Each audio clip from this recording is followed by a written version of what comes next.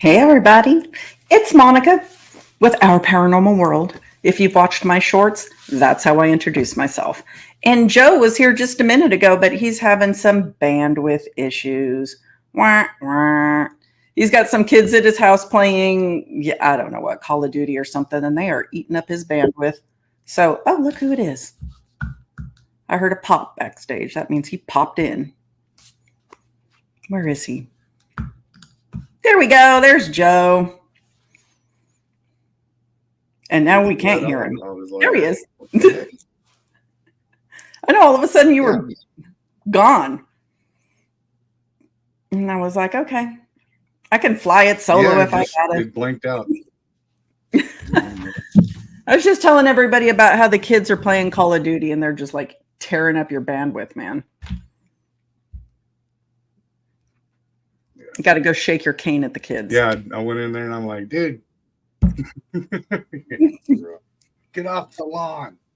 Get off my lawn. Be like the crazy lady screaming at the kids for walking across the sidewalk. Yeah. I just saw that Brewstew the other day about the crazy old lady. Do you ever watch Brewstew? You don't? You got to see it. So if you like, yeah, I mean, we have the same kind of sense of humor. You'd like Brewstew. You got to go check out Brewstew. It's all animated. It's like crappy anime. He calls it crappy animation, but they are hilarious, like stories from his childhood and like up to now. Okay. But they're just life stories that are hilarious and, you know, animated poorly, but in funny ways. So check out Brewstew for those of you who don't know what that is. Oh, Let's see. So tonight's guest is Ryan Edwards, who is an author, and he was published pretty young. I mean, it is impressive. And he is a cryptozoologist, and I like to call cryptozoologist monster hunters because that's what we do, right? We go out looking for scary things in the dark. And I am happy to have him on because he has got a wealth of knowledge about cryptids and folklore. And I know that I had told everybody last week in the chat to get ready with the questions because, you know, I think that he would appreciate being challenged with some kind of out of the way cryptid questions, you know, not the usual Bigfoot dogman. So get those lined up and we will bring him up here. There we go. There's Ryan, everyone. Hey, Ryan. Hey, guys. Pleasure to be here. Thank you so much for coming on. We are happy to have you. Of course. So to kick it off, why don't you tell everybody a little bit about yourself and how you got into it? Of course. Well, a little about myself. I noticed I'm from San Antonio, Texas. Young cryptozoologist and author. With me, pretty much, I come at cryptozoology from like a more scientific standing, more of a like, this is biological science. And really what got me into cryptozoology was pretty much like watching, like any little kid, I love dinosaurs, monsters, mysteries, Scooby-Doo, stuff like that. And I was watching one show. I have like a really strong memory of this. Watching Monster Quest in like my living room when I was like 6 or 7 and watching the Thunderbird episode. And I was like, oh, okay, there's real life monsters out there. And soon when I would go to the library at school, I'd get every Bigfoot book, Yeti book, stuff like that. And at that young age, I was like, okay, this is really interesting. Like, there's monsters in the woods, but there's also a science to this. This isn't just monster hunting. There is a true science to it. Like, I really look up to researchers like our good friend Ken Gerhard, Lyle Blackburn, Jeff Meldrum, because these are the guys I'm like, okay, I want to be like you one day. And it's funny because when I go to the conferences and I be a vendor and I do all this, I talk to them like, yeah, I watched you guys as a kid. And they're like, don't tell me this. Don't make me feel old. And I'm like, what? I'm sorry. I'm 23 myself. So, yeah, I was like young watching you guys. And now I get to work with you. So it's a kind of surreal experience. And I was able to get my first book published at the age of 20. Honestly, thanks to COVID, because during the pandemic, I had time to like, okay, I can go in here and edit it, stuff like this. Because initially, Cryptids of the World, my first book, was more of a kind of like my personal cryptid Pokédex of like, okay, it's all this information that I have. I don't want to lose it, so let me write it down, not forget it. And then I was like, okay, no, this is a lot of stuff that I've never heard anyone really bring up. And cryptids, I've only heard maybe Lauren Coleman and Bernard Hooverman write about. So I wanted to release it to the public, and then I released it out to the public then, and been writing ever since. That's great. To be published so young, that's pretty impressive. To have all of that information and be able to just get that all congealed into a book and then get that out and published that's great. Yeah, like I've always been one of those people. Like if I have a goal, if I have determination, I'll make sure I meet it.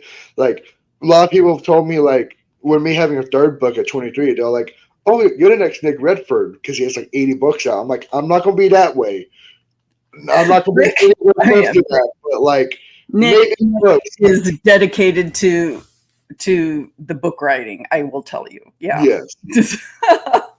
He sits down, and he treats it literally as a job. He will sit down for 8 hours for, anybody who hasn't had the pleasure of talking to him. He does. I mean, he sits there, he gets up, treats it like a 9 to 5, and, pounds out however many words it is in an 8-hour period. I mean, he sets a goal for himself just like you do, Ryan, and he meets it. Yeah. Like with me, I have 2 30-hour jobs, and I also attend college. So I'm like, with time wise, I couldn't even be able to do that.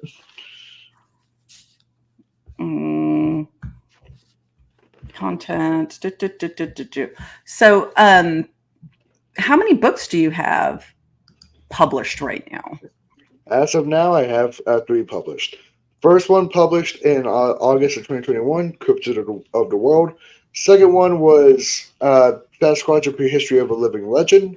That was published in, I believe, February of this year. And then my third book just released a couple weeks ago, Beyond Bigfoot, the Other Unrecognized Primates of North America. Okay, so you want to talk a little bit about the one that just got published? Yes, of course. Yeah, a little insight into that. Yeah.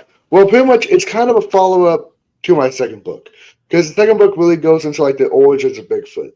And in recent years, I've noticed, especially with Bigfoot, the Bigfoot field, there's been a lot of like muddying of the water. Like we've all probably seen that type chart of like the 10 types of Bigfoot. And I'm like, okay, so I have a lot of agreements and disagreements with this. Let's write this into a book, shall we? So I wrote Beyond Bigfoot. I talk about the other stuff that's seen here in North America that's primatological wise. For instance, the 3 main cryptids I bring up in the book is the devil monkey, the gugwe, and the North American ape. North American ape separate from Sasquatch. And one great thing is, like, for instance, this is a book I really believe these are cryptids not a lot of people have written about. Like, I really have never seen a gugwe book. I've never really seen a devil monkey book. And North American apes, really the only researchers that really delved into that was the late Mark A. Hall and Lauren Coleman. And that's actually an amazing part of this book. I was actually able to have Lauren Coleman write my foreword for me. Nice. Like, he was actually able to, like, I talked to him, I emailed him, like, hey, I'm talking about this, I want to get your opinion. So he helped me a little bit of write it and talk about it. And I'm like, oh, I get to like work with a hero of mine. This is weird. So it's pretty much talking about these 3 cryptids from there's 3 aspects of any cryptid I always like to bring up, especially if it's like a biological cryptid.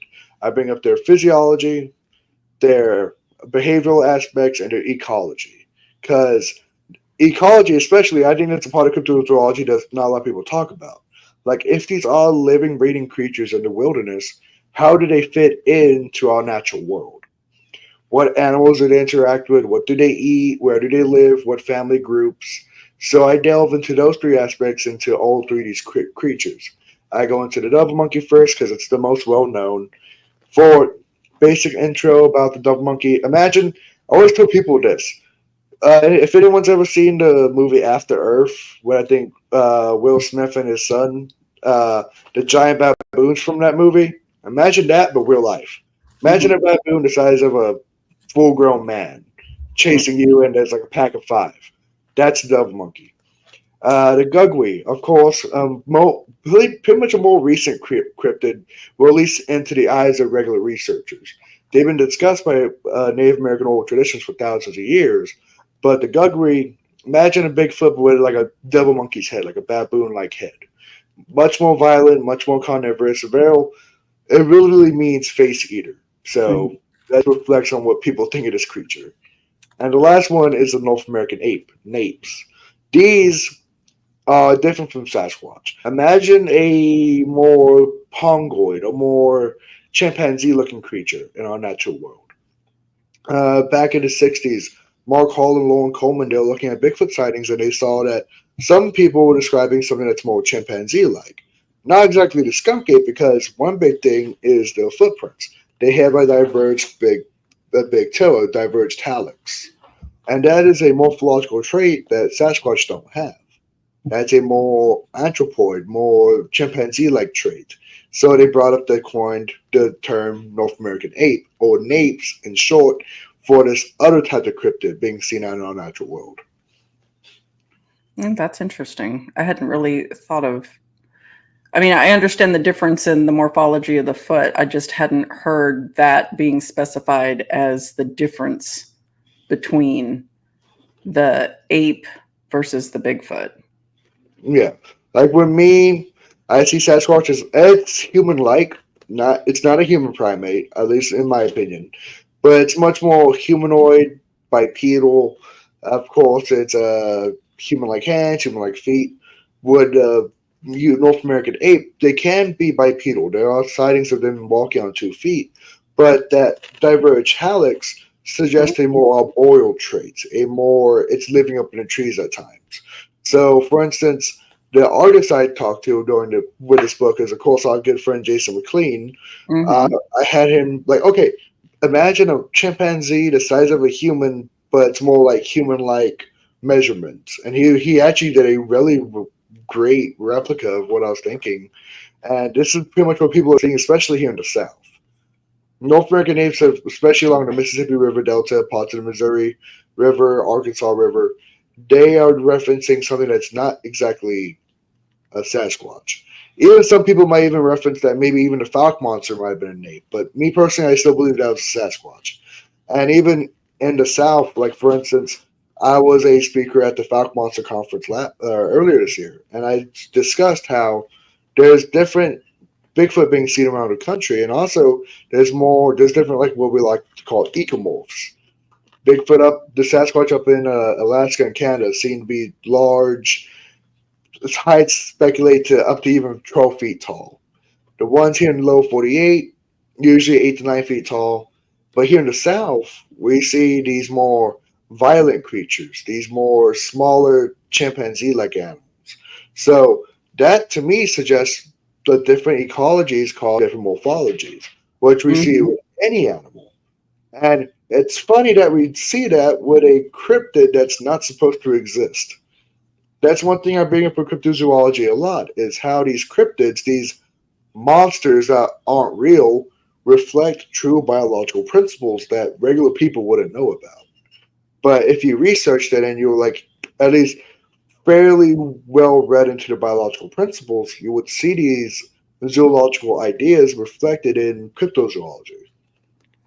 Yeah, but they should. I mean, if there are these sightings and you are doing the research into it, then you're going to notice that the terrain, right, the environment is absolutely going to affect, I mean, any creature in the immediate area, right? Because the bears are going to be larger than, obviously, like let's say up in Alaska, the bears are going to be considerably larger, bulkier, they have to be, than they would be down in, let's say, Mississippi, where they don't have to be as large. The heat is, they don't want to carry that extra fat layer like they do up in Alaska. And I mean, that's the natural world. That's how it works. right? Yes. So anybody who's paying attention and looking into this is going to notice that pattern with Yes. any cryptid. I mean, Bigfoot, of course, that's the big one. But I mean, anything like if you have the same sightings of dogman or dogman-like creatures or whatever we're talking about, like if it's consistent across the United States, for example, you're going to see that change as the terrain changes, as the environment changes. Yeah. Like that's why like with cryptozoology, I'm so interested in like these more biological aspects. These more I truly call it true cryptids seen Mhm. around the world. But there is something else going on as well. Like for instance, when I was younger, I did love the paranormal, ghost hunting, UFOs and stuff like that. So that part of me is still there. But I'm still like, okay, let's talk about the science of it. But there's something that's non-scientific going on as well. These I like to call the paracryptids. Things like Mothman, Owlman, uh, walking these bipedal canines or Mhm. devil dogs, dogman, all these creatures that are like, okay, biologically that can't exist. That doesn't mean people aren't seeing it, of course, but it suggests that maybe something else is going on here. Something maybe supernatural, ultradimensional, something that's maybe living at a different frequency than us that maybe we can see at times when they come into our reality, but Mhm. there's something that's not biological that evolved here on Earth. So But have you ever had any kind of an experience with any cryptid? me personally, I've never had any type of sightings or anything like that. Really, when it comes to my research, I try to do as much field research as I can, but it's very hard because I do work two 40-hour jobs and also writing books and going to college. So it's kind of hard to do. But the one experience that was maybe the weirdest to me, at least, was I believe I've talked about this before, was when I went to Brown Springs for the first time. Well, first and only time.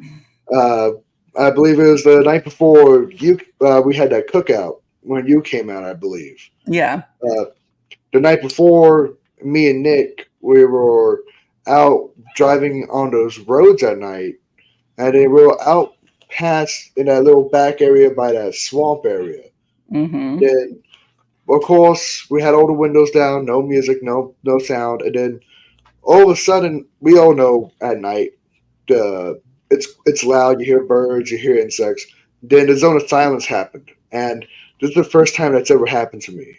And I was like, okay, did it just get quiet, guys? And we look at the thermometer in the car.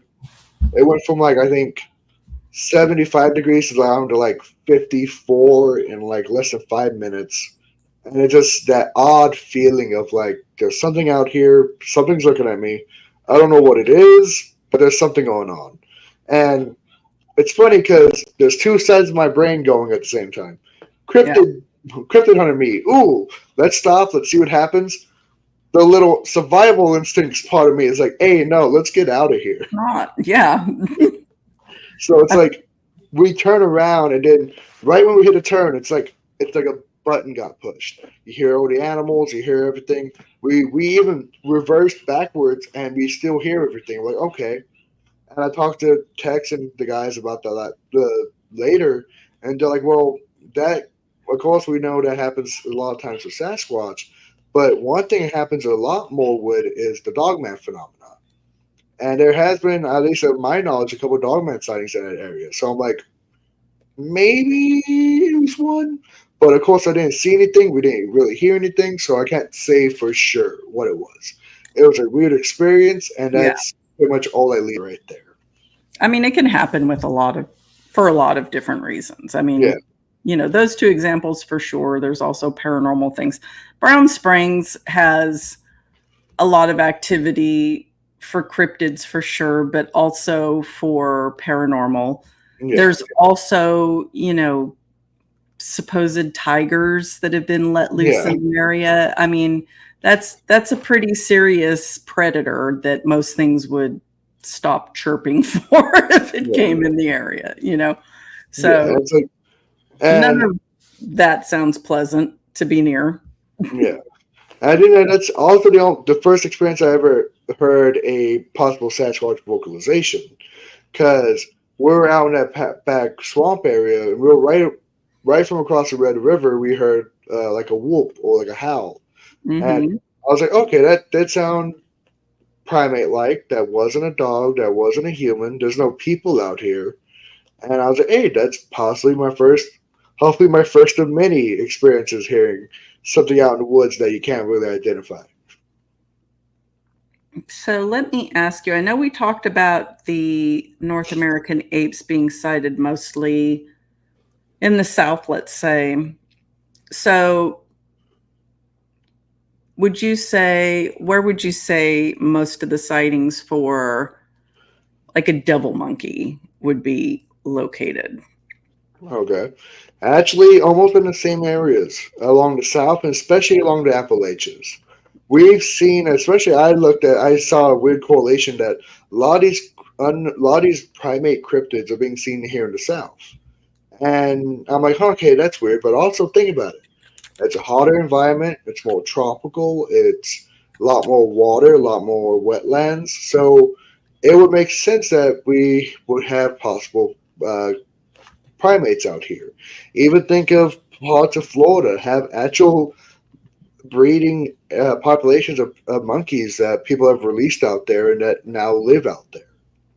So it's a possibility that there are unknown indigenous primates living out there.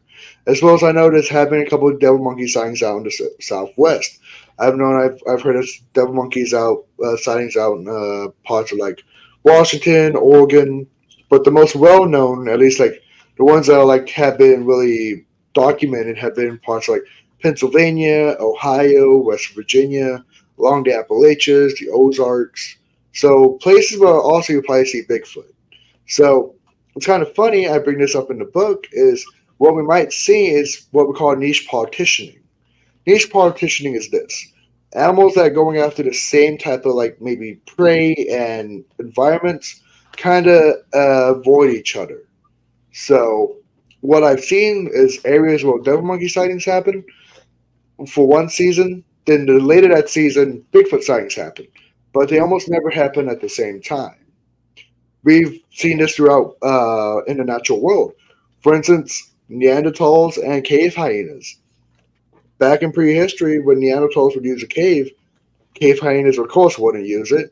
Then when the Neanderthals moved out, the hyenas would move in. Then the hyenas would move out, and Neanderthals would come in and reuse the cave.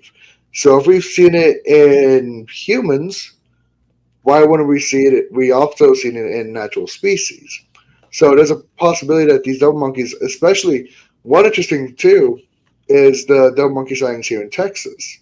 Some of the well-known devil monkey sightings have actually happened near Lake Texoma, out in East Texas and Northeast Texas. So, That's where I live. Texoma's about not even 5 miles from me. Not even yeah, 5 miles from me. yeah. So it's like we've had devil monkey sightings out that way, and I've gotten one report down in here in South Texas and San Antonio, but it's hard to say because we do have the Southwest Research Center, and they do use baboons out there. So Mm-hmm. it's a possibility someone could have misidentified a baboon and think it was a devil monkey. So that's hard to say. And also, for instance, I've talked to our good Chester Moore, researcher down here in Texas, and he brings up like these baboon sightings out in Texas. And I'm like, well, what if these baboon sightings are this thing or these devil monkeys? And then I'm like, okay, but at the same time, you have to play devil's advocate. Well, if these devil monkey sightings are just baboons being released in the woods. Sure. That's why the one thing I try to look for is the leg morphology, and the size. Because these devil monkeys are described to be like 4 to 5 feet tall at the shoulder. That's a lot bigger than any baboon.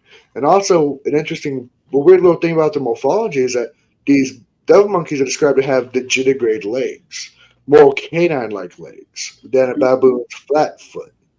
So to me, that suggests a more open country liver. These creatures, of course, they look like baboons, and to me, that shows what we like to call convergent evolution. They evolved to become very baboon-like because of very similar environments. Because if you look at prehistoric North America, we didn't have all the woods we have now. It was open prairie, open savanna, very similar to what we have in modern day Africa. So it would make sense that a primate that evolved here in North America will look very similar to the ones in Africa because of a similar environment. Okay. Where do you think, okay, so evolutionary, like speaking on that, let's say we know that there were dire wolves. We know that, as you were saying, a lot of the animals that existed in Africa did exist in North America at one point, right? So speaking on an evolutionary level, a lot of them obviously went extinct. But Yes. let's say these things didn't. Where would they have been hanging out potentially? Because, I mean, to have a viable breeding population, you need to have a minimum number of something. Yes. And it's not a small number. Yeah. It's between 5,000 and between 5,000 and 50,000 rule. Mhm. You need a usually population between 5,000 and 50,000 individuals to have a breeding population without like inbreeding and true genetic viability. So with me, a lot of these double monkey sightings have happened with troops. Mhm. People seeing like 2 or 3 at the same time. So I personally believe these creatures are more sociable than like Sasquatch. They probably live in troops of like 3 to 4, maybe usually like an alpha male with a couple of females, very similar to what we see in modern day geladas. Most likely, in at least prehistoric wise, they probably had living along the prairies here in central Texas, parts of like Idaho, North Dakota, stuff like that. Probably lived in groups, and then as soon as the climate have changed and became not so cold, they probably moved into the bottomlands, parts of like Falk, Arkansas, parts of Arkansas, Alabama, things like that, and they probably had to get into smaller groups. We see the same thing with like Bigfoot. The Bigfoot sightings here happen more sporadically because we do have a lot of connected forests down here in the South. People don't really realize that because, like, for instance, when I drove to Alabama for the Alabama Bigfoot conference, I think I saw mostly trees between Texas and Alabama. Barely any little big cities. So we have a lot of forests down here that these animals could live in. They could live in small groups, live along the bottomlands, because a lot of these sightings follow rivers. Because what did it say in the Legend of Bottle Creek? He always follows the creeks. Yeah. Any animal does that. So these devil monkey sightings occur a lot along the Mississippi River and its little tributaries off of it. Everything from the Trinity River in here in Texas, Red River in Texas, to the parts of like Arkansas, parts of Mississippi. So you see this phenomenon, like, okay, they could be using these rivers to move alongside here in the South, and also the Appalachian Trail. The Appalachian Trail, a lot of Bigfoot researchers believe that Sasquatch use that as like almost like a migratory route along the East Coast. I believe devil monkeys could do the same thing because a lot of sightings occur in the mountains out in Appalachia of like local people talking about these monkeys living in the woods, but they're not discussing Bigfoot. They're talking about literal monkeys. Yeah. Out in the woods. So when I was in the original Area X on one of the research trips, the group that I was with, they were seeing things that looked like monkeys jumping between the trees, and they couldn't explain it. Like, it wasn't squirrels. It was bigger than squirrels. It wasn't raccoons. I mean, they had, but these things had like tails, like monkey. They were monkey looking things, and they were at a distance. They weren't like right, jumping from this tree to this tree right next to us. They were like out. We were using binoculars. Yeah. But that's an interesting thought. Yeah. Even parts of Alaska have had sightings. Like the Otna people have stories of the Sateni or the tailed ones. Like if you've ever seen, I believe, Michigan, Alaska with Kim Gerhard, they talk about the monkeys living in Alaska. Even parts of, interestingly, the Nahanni Valley out in Canada has stories of the tailed ones out there as well. Of these stories go that the Native Americans would have wars with these monkey people that lived in the woods. that had tails and would climb trees and that would live in caves. So these stories not just here in the South, but also they're up in like Canada and Alaska as well, which is interesting because you don't think cold when you think of primates. But also look at the Japanese macaque. This is a macaque species that's a known species that lives in 60, 50-degree weather that can survive up to even 30-degree weather. So primates can live in the cold, but we do see certain biological processes like their body temperature is a lot higher. They have a much faster metabolism. Maybe these animals who live up there and have adapted to the cold up there as well. Sure. And if they're living in caves or potentially, underground, that's a regulated, right, temperature. Yeah. It's not like you're exposed on the surface, right? It's actively regulated, which I think is a real possibility. And, I would also say that is a possibility too, down in the lower 48, if they are using the river valleys in the South. Yeah.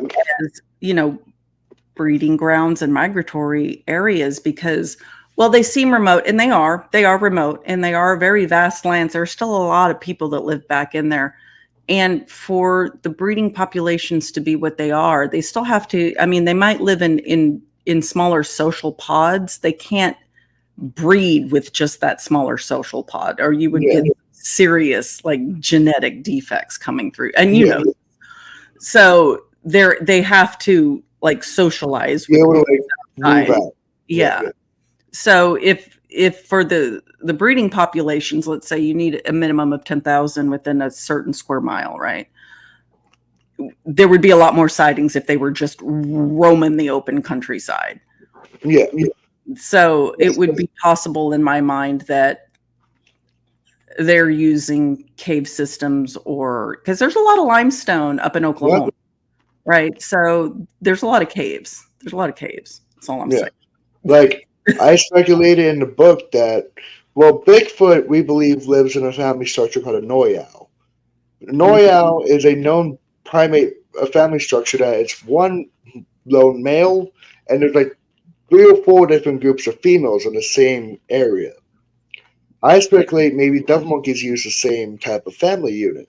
And it's interesting because of this. A Noyau is seen in actual primatology, and it's seen in 2 types of primates. The orangutan unit and every type of like nocturnal primate, like bush babies, eyes, stuff like that, use a Noyau. Interesting, because what is Bigfoot and a devil monkey believed to be? A great ape and a nocturnal. So, using data, we've like using footprint find stuff like that, we believe that they have Noyaus, and that's something that's also used in known primates that are both nocturnal and a great ape.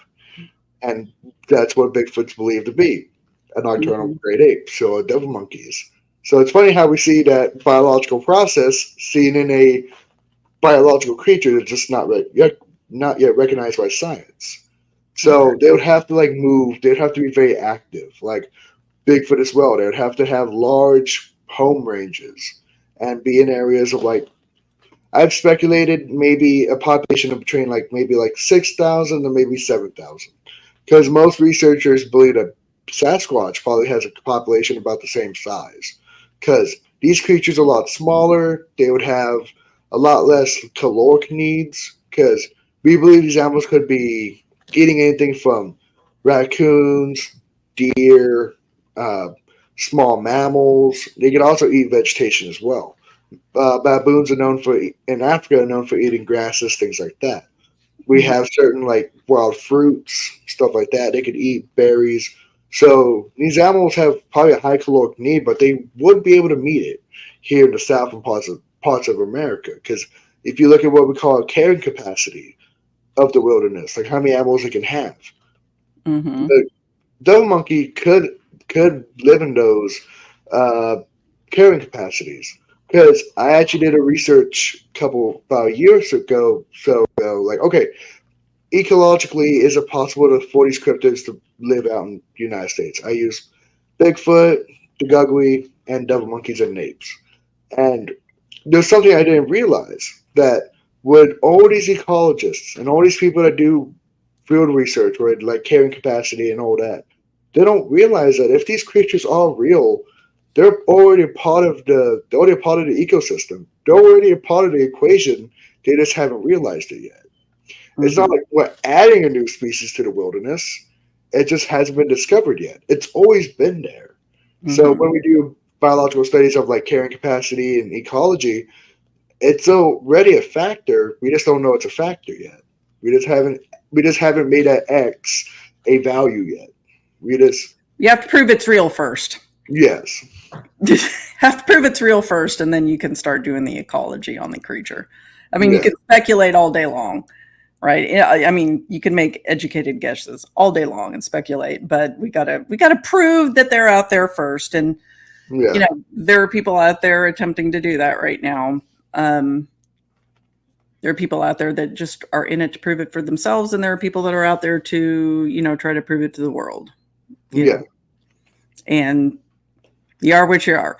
So let's talk about, this is very interesting, but I wanted to talk about different things because we're going down a rabbit hole of monkeys and Sasquatch.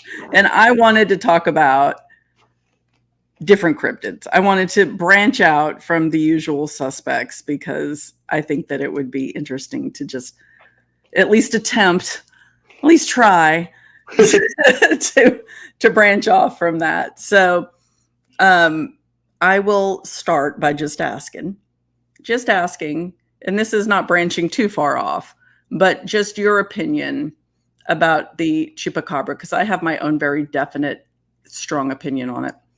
So chupacabra, we know what the traditional like chupacabra is, right? Out of Puerto Rico. Yeah. And then we have the dog on the side of the road that everybody's trying to convince me is a chupacabra. Yeah. Okay, so what is your opinion on this hairless, blue-skinned dog, which is probably a black dog with no hair, versus a actual, like, traditional chupacabra? Well, one thing I always put out there, chupacabra literally means goat sucker. Yeah. We're not describing a physical description, we're describing a behavior. Chupacabra is literally describing a behavioral set. This same behavioral set can be applied to multiple different descriptions, as of which we see. For instance, I'll start here in good old state of Texas. I think King Gerhard was the one that coined the phrase Texas blue dog. These dogs being seen in Texas. Me personally, I believe they are most likely a lot of just mangy coyotes or mangy dogs, but some of them have really weird mutations. For instance, I've personally have seen the one that Phil's Canyon has down in Cuero, Texas, and there's a lot of morphological traits that have. Okay, that's weird. A dog shouldn't have that. It has weird nodules on the back. It has a very long neck. The skin, it doesn't have mange or mites. It was born like that. So what I personally believe is some of these creatures could be possible mutations from mixing of coyote and Mexican red wolf. Because if you look at their lineage, it's Mexican red wolf and coyote. Me personally, I think with this mutation doesn't mean a new species. Because one big thing is they need to be able to breed. If you have one of these chupacabras being seen and it has a bunch of puppies, okay, if we can prove those puppies exist, that proves a new species because it shows breeding populations. But if it's just a bunch of mutants, it's not a new species. It's just a hybrid. So I think if it's possible, maybe this mutation of hairlessness could be possibly helpful here in South Texas because it's hot. Maybe it's easier for them to regulate body heat. But we would have to get a live sample and not just one that's been hit by a F-150 again. Right. So it's not a one-off genetic mutation. Let's see if this is something that is repeating in nature as opposed to a one-off genetic like abnormality. Yeah. That'd be the next step is discovering if it's a genetic abnormality or possibly a new species. And when it comes to the ones seen everywhere else, that's the funny thing that's funny with the chupacabra. Because as soon as the chupacabra was being seen in Puerto Rico back in the 90s, it popped off everywhere. There was even some chupacabra sightings out in Russia. So anything, but if you look at the original description of a chupacabra, it was a bipedal reptilian creature, looks very much like ET, like an ET, like an alien, spines down its back. There's been sightings of it with wings and sightings of it without wings. So you have a mixture, a litany of different descriptions that's kind of a amalgamation of different types of creatures mixed together. And that's something you see a lot with cryptozoology. I call them combined characteristics. These cryptids, like, okay, let's put human and this together and see what happens. Now you have a dog man. Now you have a goat man. So I personally think the initial cryptid that was being seen, the chupacabra down in Puerto Rico, that could be something that's maybe extraterrestrial. That could be something that's maybe. I personally think a lot of it was mass hysteria to an extent, because we do know that some of the sightings were proven to be fake or proven to not be true. And we know how mass hysteria does have an effect on human psyche. Your perception, your reality is deterrent on your perception. Mhm. So I think the chupacabra is real, and it's out there killing goats and all that. You're probably going to see a chupacabra, or if your goat dies, you might blame it on a chupacabra. So I think a lot of the sightings, at least, were mass hysteria to an extent, but also I believe there is something else going on there. There is Well, there's got to be something else going on there, because there were actual animal deaths, that were bizarre. Let's say some have even speculated that maybe it could be something with government wise, because like people, and all people know that a lot of Puerto Rico has little black spots owned by the government that no one can go to, and it's like, funny that we have that in the U.S. territory. That's not technically a state. That's funny. So maybe there's some type of governmental experiment went wrong and put out into the wild like every sci-fi movie. We don't know. So that's what I think that chupacabra was. The ones here in Texas are most likely just mangy coyotes, unless we can prove it's some type of new hybrid that can breed amongst themselves, and that proves a new species. I find it odd, like Monica was saying, like the evidence of it being not the evidence of the creature itself, but the evidence of the prey, so to speak, right? Like drained of blood, like that.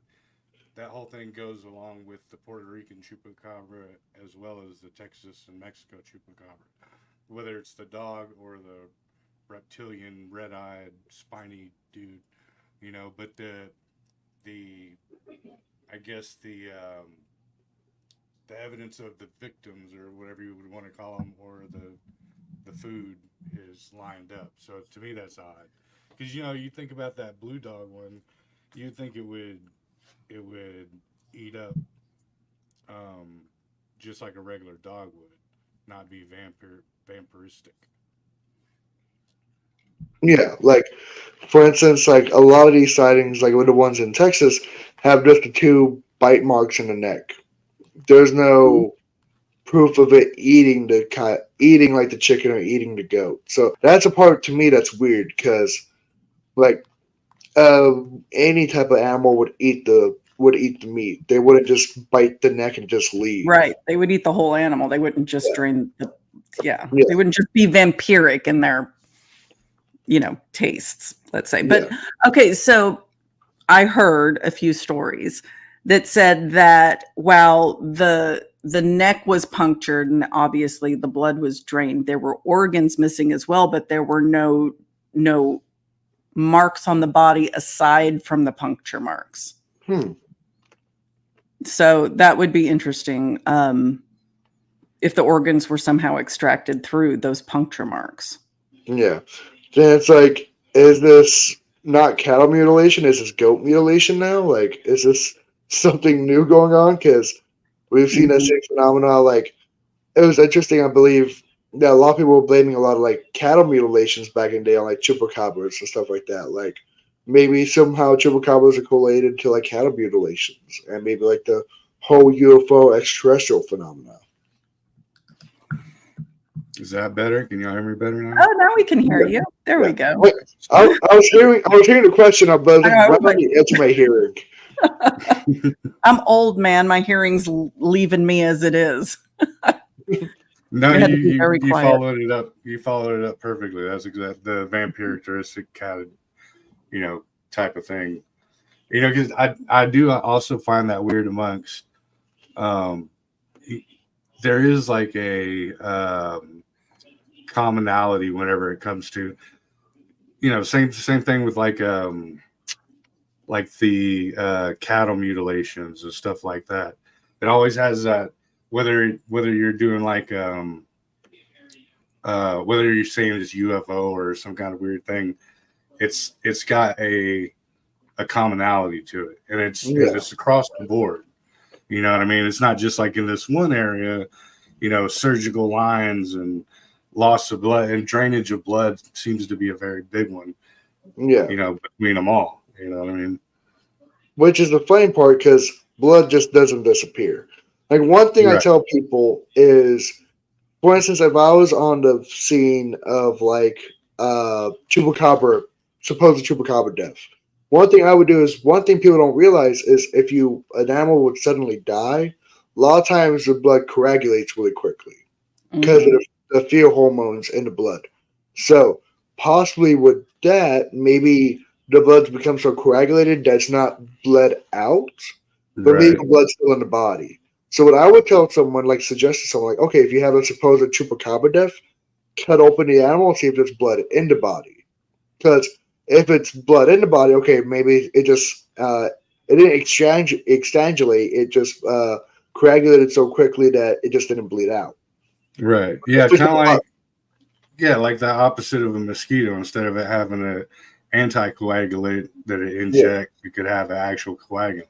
Yeah. Because maybe it's going more for like the hemoglobin type of a thing or something like that.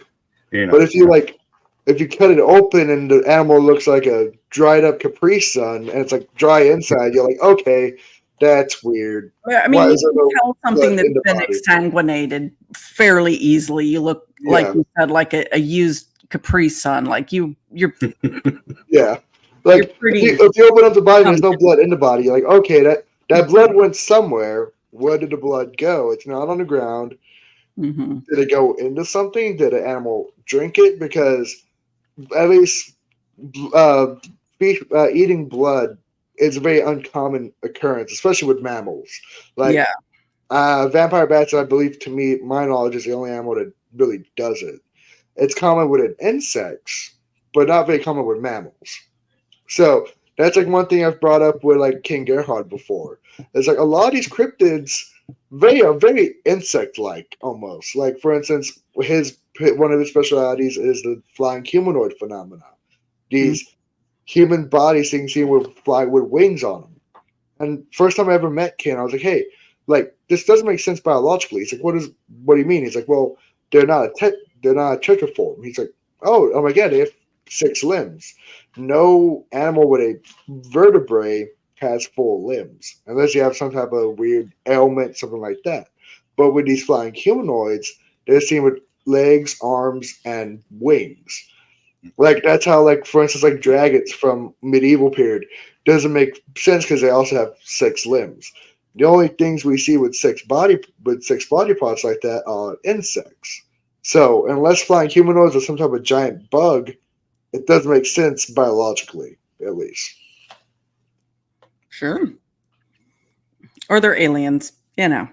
Or Nephilim. Yeah, they could be Nephilim. Yeah, the other Nephilim, So here's a question. Grandizer, what about the Grunch Road Monster is an alleged chupacabra sighting in New Orleans? Are you familiar with that one? I've heard of it. I've heard the name, but I've not really heard like what was behind it. But I did hear that it was a supposed chupacabra sighting down in New Orleans because I think New Orleans itself is a very energetic city, especially when it comes like the paranormal field and also a lot of cryptozoology. It's very energetically charged. So yeah, it's very Yes. Diverse city in so many ways. So many ways. Like even those stories of like after Katrina, like these weird creatures being seen, never seen before. Like supposedly there were multiple Dogman sightings and Bigfoot sightings on the edge of Katrina, on the edge of New Orleans after Katrina, which would make sense if it was a tropical storm. It would push all the animals out of the lower areas into town because there's no one there anyway. So same thing with like once the pandemic hit, there were actually several sightings of Sasquatch in and around small towns closer to town because no one was out and about. I would understand if it's like, okay, if I don't see people, let's get a little bit more bold and get a little closer to town and see what happens. Yeah, I think that's an interesting one too, because like especially when it comes to natural disasters, like the one we just recently had in North Carolina, that's big, Sasquatch territory, right? So you would think you'd have more sightings of it because they'd have the natural intuition that something's coming and they're getting the heck out of there, and they're and so they don't care if you're like out on the front porch. They're like, I'm getting out of here, dude. I'm passive, man. Like, sorry if you saw me. And that's one thing I bring up too is like people especially recently have brought up like, okay, have there been more Bigfoot sightings with Florida because of all the storms happening? And I'm like, well, first of all, probably not, because what do you need with a Bigfoot sighting? You need a person and a Bigfoot. If you have a hurricane coming towards you and you see a Bigfoot, I'm gonna worry about the hurricane, not the giant ape man I just saw. So a lot of times if these creatures are moving about, people probably aren't really noticing them because they're too worried about surviving themselves. Yeah, they're busy boarding up their houses and not looking out in the woods for. Yeah, I feel that. I can do that. Sure. So let's see. So I bet Ryan Edwards has done some deep dive in dinosaur cryptids in Texas. You got any dinosaur cryptids out of Texas? The main one seen here in Texas is the mountain boomer. West Texas stories go of like these bipedal lizards, pretty much. Like if you've ever heard of a like Dryosaurus, like dinosaur, that's pretty much what people are describing. Small bodies, usually like 4 to 3 feet tall, long legs, long tail. Me personally, when it comes to living dinosaurs, and it's a whole thing with living dinosaurs and cryptids, because cryptozoology, one of the origin points of it was like sea serpents and living monsters and dragons and stuff like that. I am not a big proponent to dinosaurs living into the modern era, at least non-avian dinosaurs, because technically we see dinosaurs every day. They're called birds. But like T-Rex, Triceratops, sauropods, these creatures living to the modern day, it's very unlikely because, first of all, you have 66 million years of separation. And second of all, let's just say these creatures were put in a small, like, the place of land forgot type valley. With 66 million years, that's also 66 million years of evolution and adaptation. They wouldn't look anything like what we saw 66 million years ago in the fossil record. Big thing as well is if you look at a lot of these, like especially the Congolese cryptids, a lot of them are cultural anachronisms.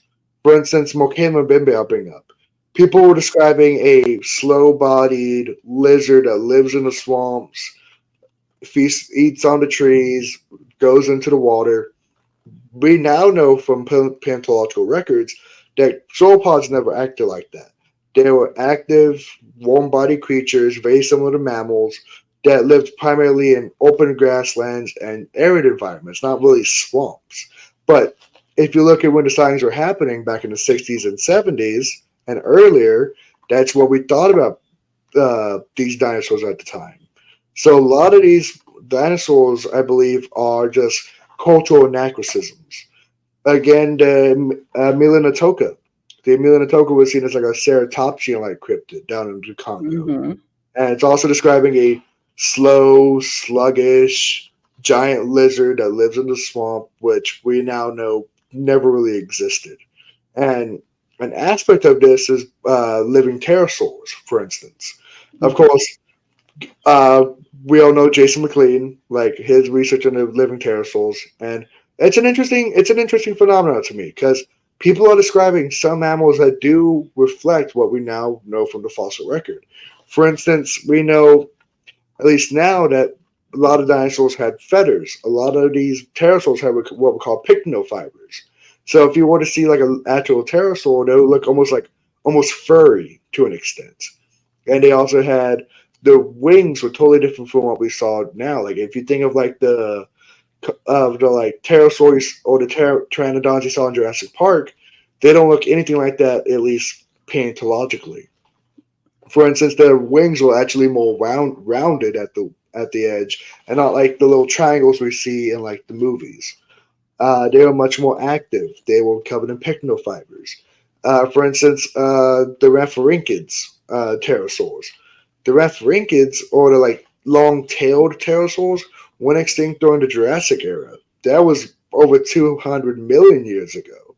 So, especially like the cryptids in the Congo, like for instance the Kongomoto, these were referencing what we saw of like of pterodactyls and stuff back then as like a cultural anachronism of what we thought they looked like in the regular society, not what we now know what they really look like using paleontological evidence.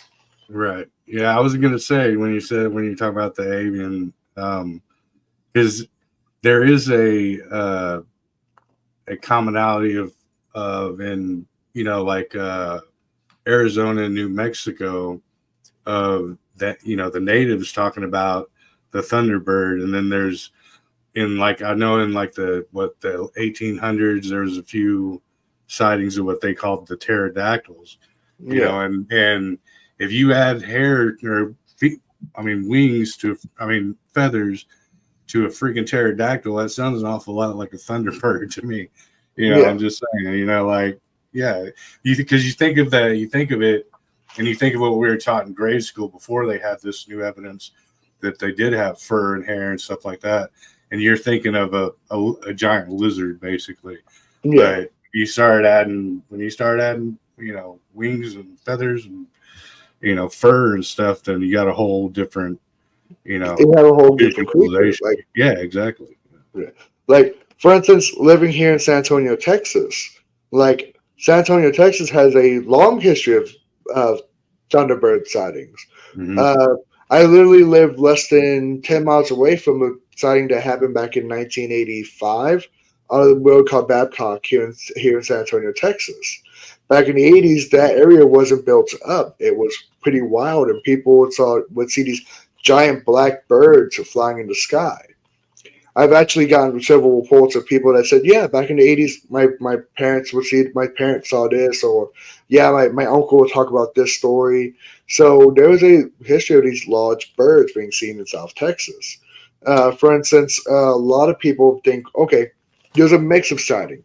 For instance, if you look at Big Bird, the one I was seen back in the 70s down in the Rio Grande Valley, that was described more like a pterosaur, even though in recent years I've seen people describe it more like the bat squatch phenomenon, more like a flying humanoid, which it's the same exact example of how media muddies up reports and they get it all mixed up in the end. But like the initial reports were describing more of like a giant bird or like giant like pterosaur like creature. And like here in San Antonio, we've got the reports of like the big giant black birds, or like giant eagles, and we know paleontologically these creatures did exist. For instance, Pterotornis magnificus. This is a giant bird with a 12, 15-foot wingspan that lived in Pleistocene North America. So, for at least me personally, Thunderbirds kind of have like a little really close place to my heart because that was the first cryptid that got me into cryptozoology.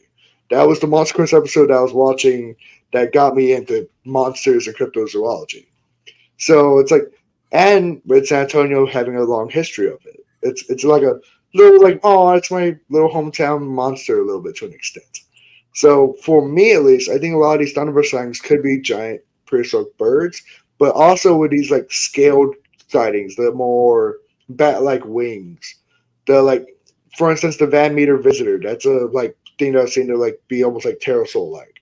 These are referencing something that could possibly be referencing a pterosaur. But then you have to question, how did a pterosaur get from 66 million years ago in the Cretaceous to modern day? Then you have to go into aspects of like, could it be time slips, time portals, stuff like that? Like, to me, it's a possibility, but it's not exactly my wheelhouse, so I don't really go into it because I go after the more like paleontological records, stuff like that. Like, okay, cool. Like here in Texas, we had giant as darkid pterosaurs. For instance, like Cryptozoologist. This creature literally had a 40-foot wingspan. If that thing was flying around, I'm pretty sure a lot more people would be seeing it. Right. Right.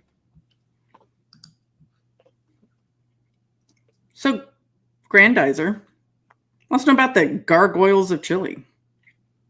Chile. Boonville, the Partridge Creek Monster. Okay, Partridge Creek Monster. This goes in perfectly because it's another one of these. It was a very famous living dinosaur seen in Partridge Creek up in, I believe, Canada, yeah, Alaska, up in the Yukon, in the Yukon region, and they described what we call a ceratosaur.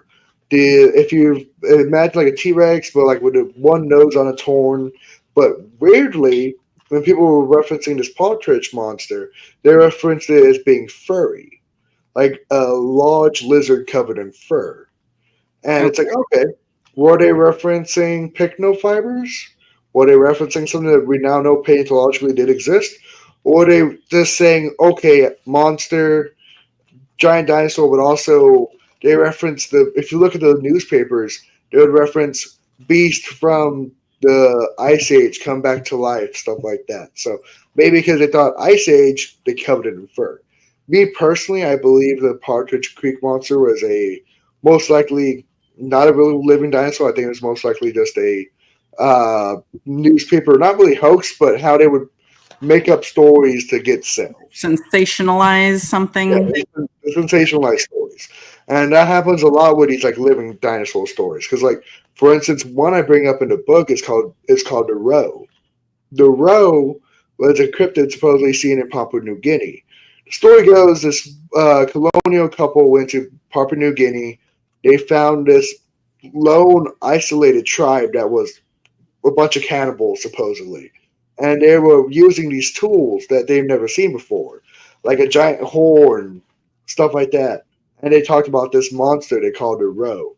It had a large body, a long neck, a T-Rex-like mouth that was full of teeth, a horn on its neck, a horn on its head, spikes down its back, and like the stegomizers, or like the spikes that like a stegosaur has on its tail. Yeah.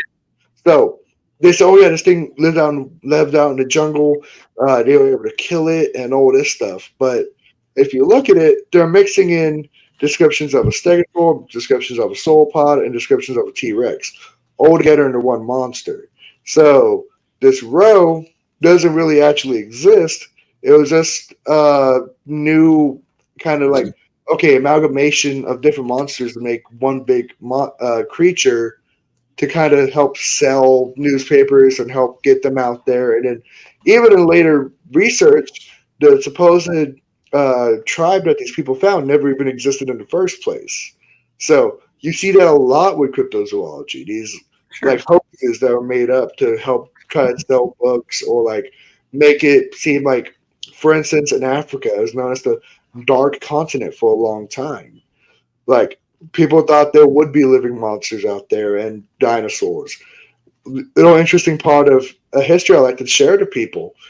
Thomas Jefferson, when he told Lewis and Clark to cross the Mississippi and explore North America, he told them to look out for giant ground sloths and mammoths, because at that time they thought those animals could still be living out there.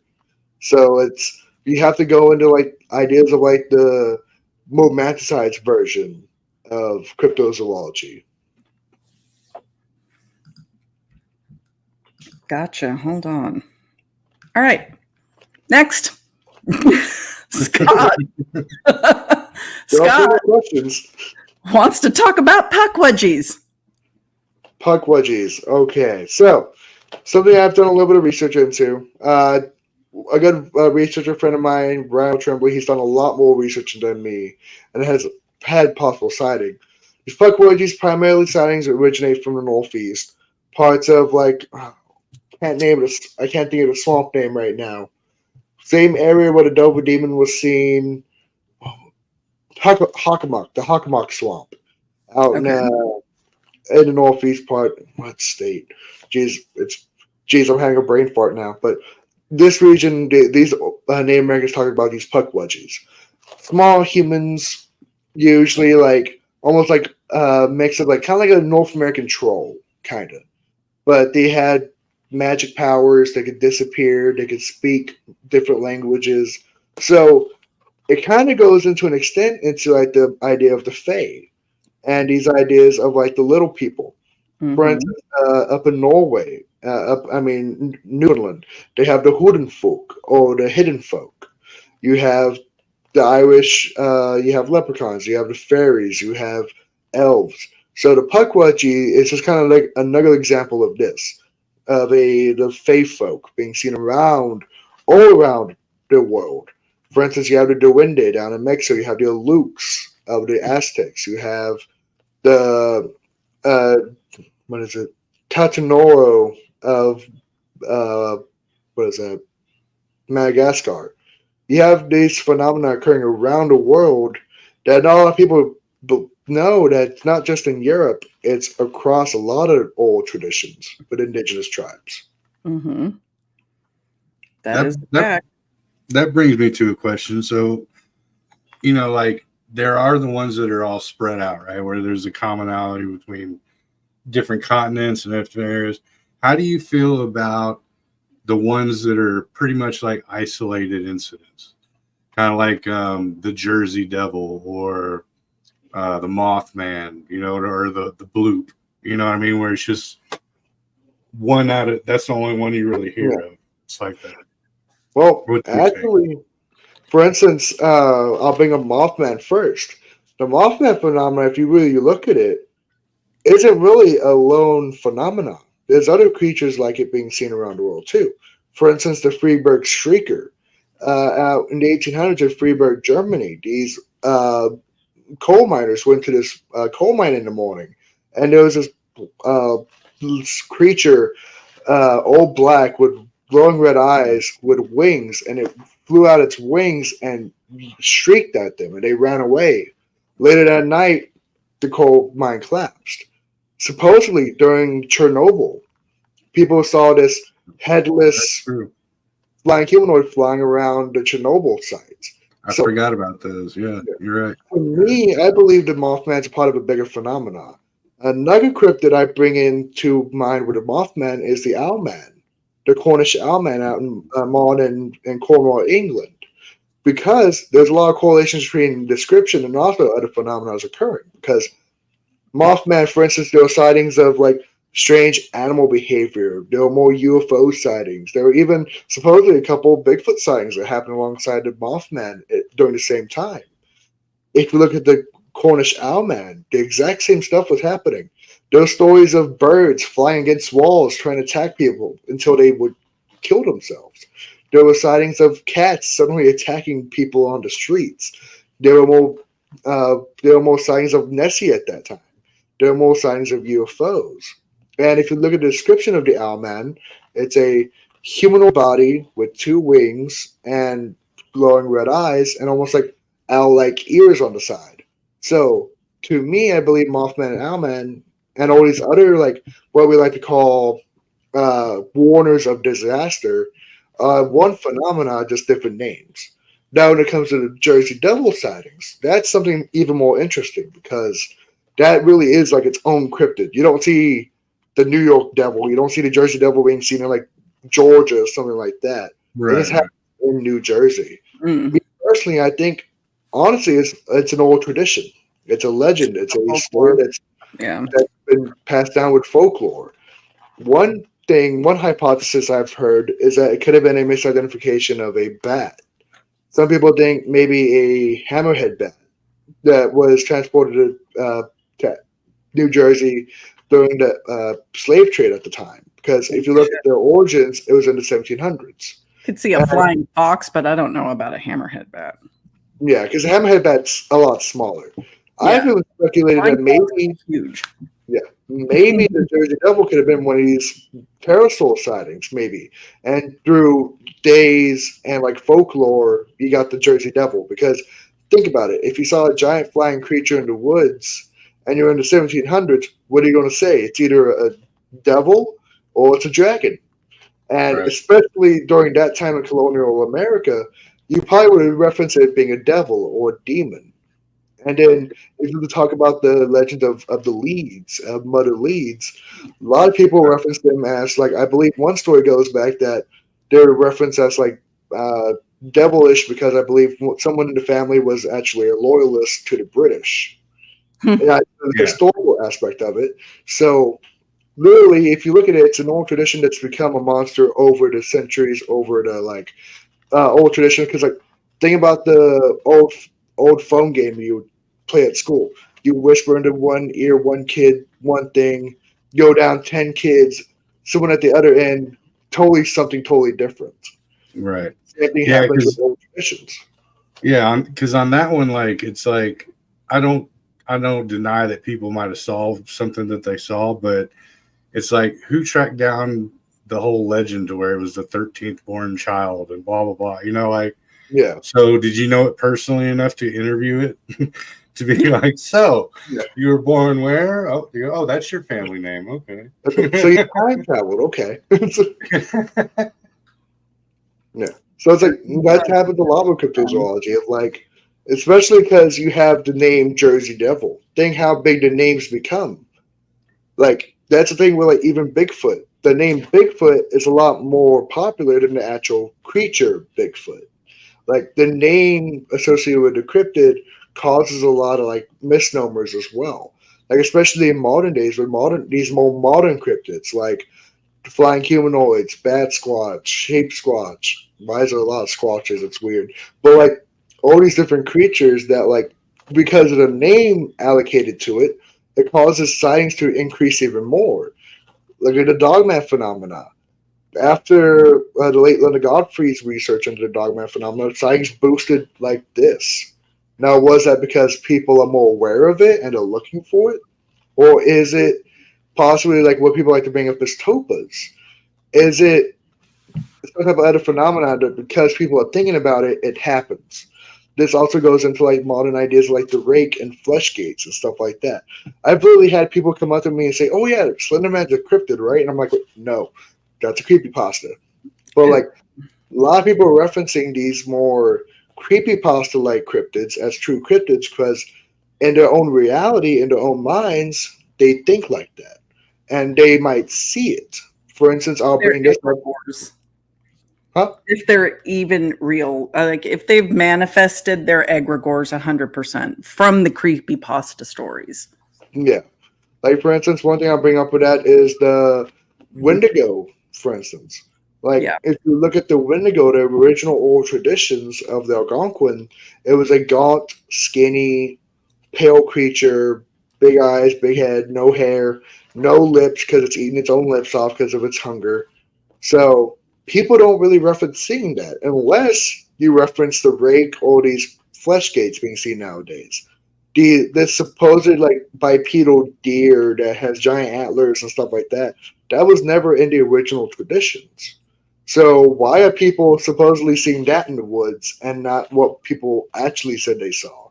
It's because their own perception, it's their own reality being perceived into the modern day. Like the whole not deer phenomenon, I've also heard the deer people phenomenon. People are seeing like humans with antlers in the woods. So there's some weird stuff that goes on in cryptozoology, but I think a lot of it's truly psychological.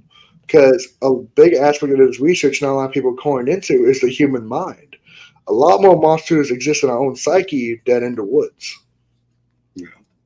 No, that's true. I mean, I wanted to believe in the Blair Witch so bad that I convinced myself it was real, even though I knew better.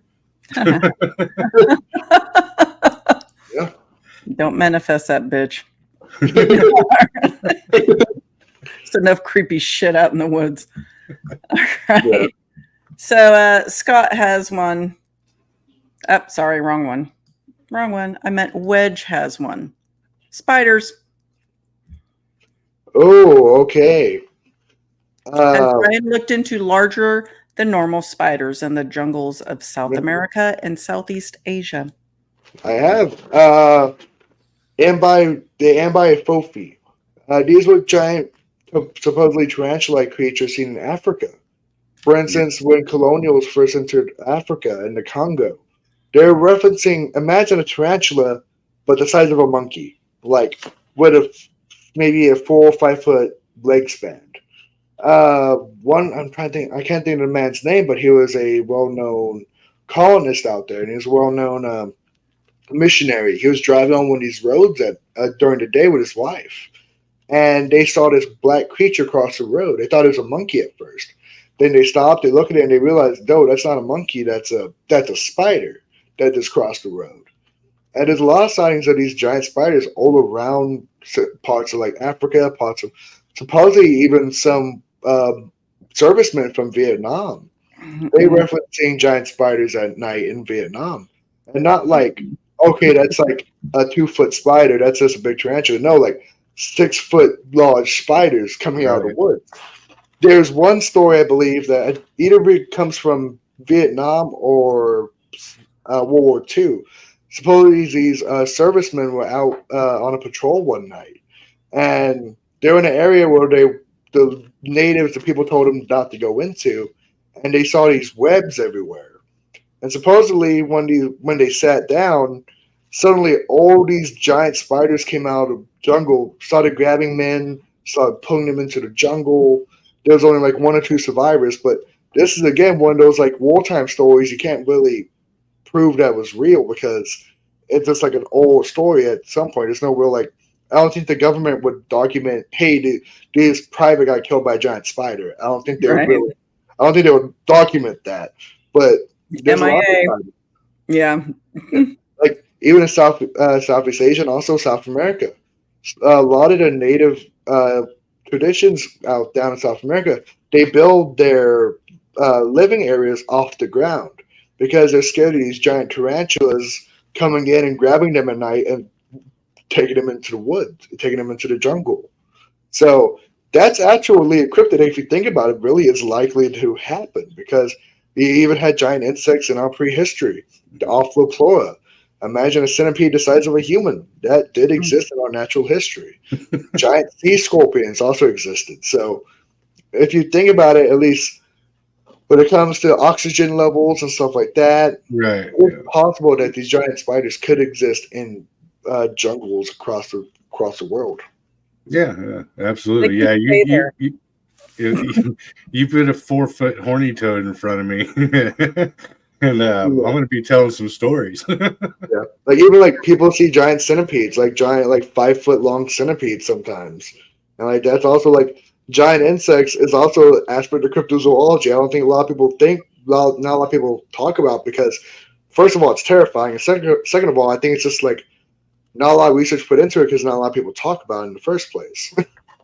Like the Mongolian death worm. Well, we were talking about on Texas from Porch a couple weeks ago, yeah. Mm-hmm. My personal favorite, the Mongolian death worm. Anything that slithers around and spits acid at people is okay in my book. I was laughing earlier because I was watching Monica cringe during the spider. She's like, nope. A regular size spider is very appealing to me. A giant monkey-sized spider with 5 foot leg span is worse.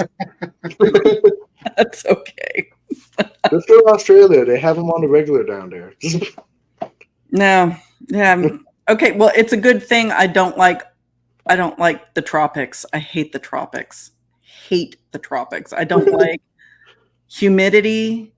I like cold and damp. I don't like hot and humid. And I live in Texas, which is very unfortunate. Yeah. I grew up, north of San Francisco on the coast. So I'm used to, I like cold and clammy. I don't like hot and humid. So I'm not going anywhere where the giant monkey spiders live. Y'all let me know how that pans out. So Ryan, tell us what event you're going to be at down in San Antonio this year. Where can people see you? Actually, if anyone who's local to South Texas, here in San Antonio, I'm actually doing a shared event as well with my good friends Chris Jordan of Pierce Realm and Rod Nichols of Bear County Bigfoot. We're doing a bi-monthly event called the Symposium of the Strange. Down here in San Antonio, we have a restaurant called Magic Time Machine. There, we're doing a bi-monthly event called the Symposium because what's pretty much about is we're bringing in different researchers, authors, podcasters, stuff like that, to come in, share their research, sell their books. It's almost like an old-fashioned like meet and greet with like an author. We're trying to do that with different paranormal fields. The first event was back in July. We had Ken Gerhard, myself, and Rod.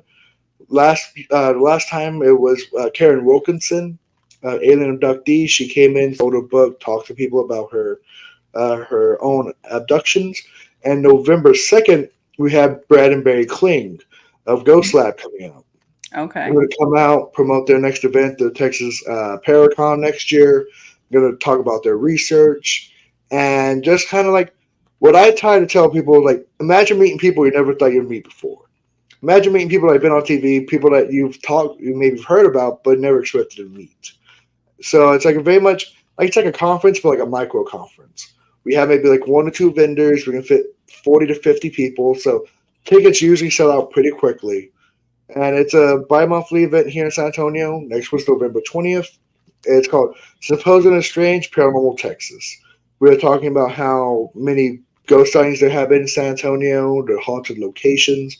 I'm in talks with several paranormal like researchers and like communities down here in San Antonio, so they can come out, promote their events, because with me, it's all about connectivity, networking in this field, because that's one thing that I've found lacking in recent years, especially between the different like Bigfoot researchers, UFO, ghosts, hunters, because there's not a lot of communication.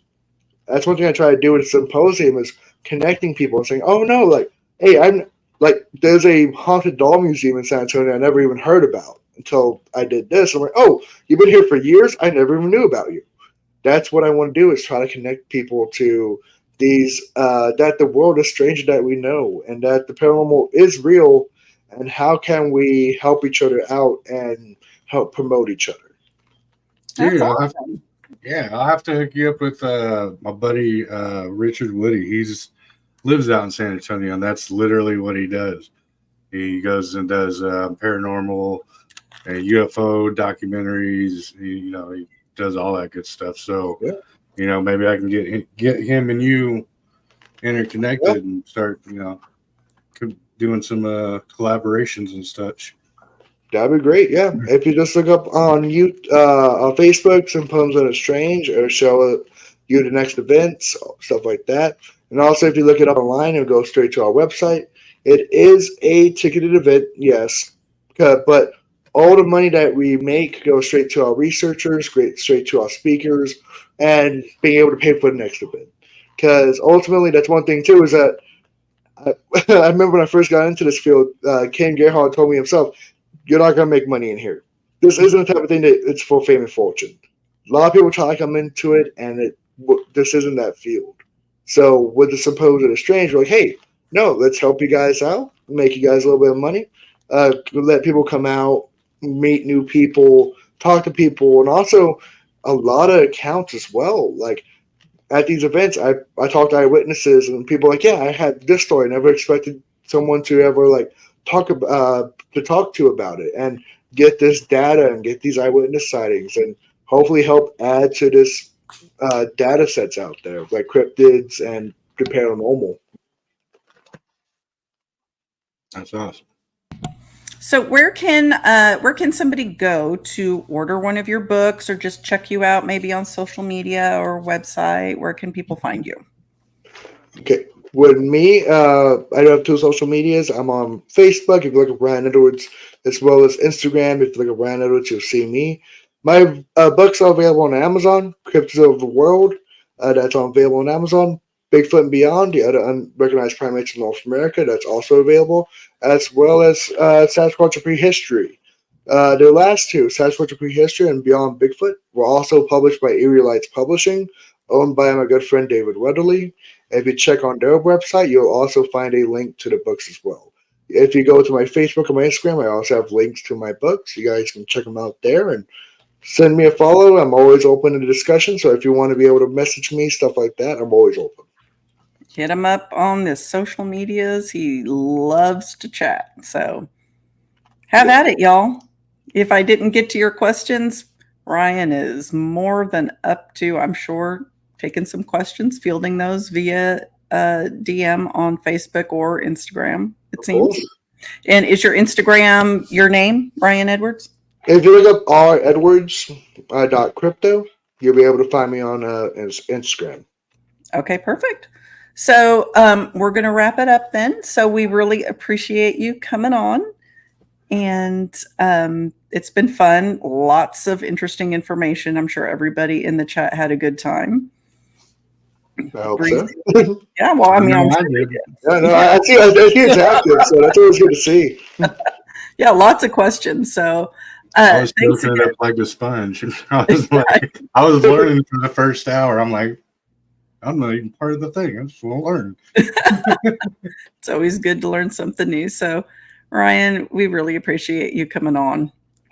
Of course, I really appreciate coming on. And to everybody in chat and everybody listening, thanks for tuning in, and we will catch you next time. Don't forget to tune in tomorrow for me and Breezy over on the Breezy Speakeasy. Where are we talking about anything specific, or are we just chilling? Oh yeah, we're diving into Tataria. I'm going hard on that. That's the one I don't know anything about. That's going to be a lot of fun. The mud flood, baby. The mud flood. All right. It sounds like mud bugs. Want some? Maybe that's where they come from. Getting some islands food. All right, y'all. We'll catch y'all later. Thanks for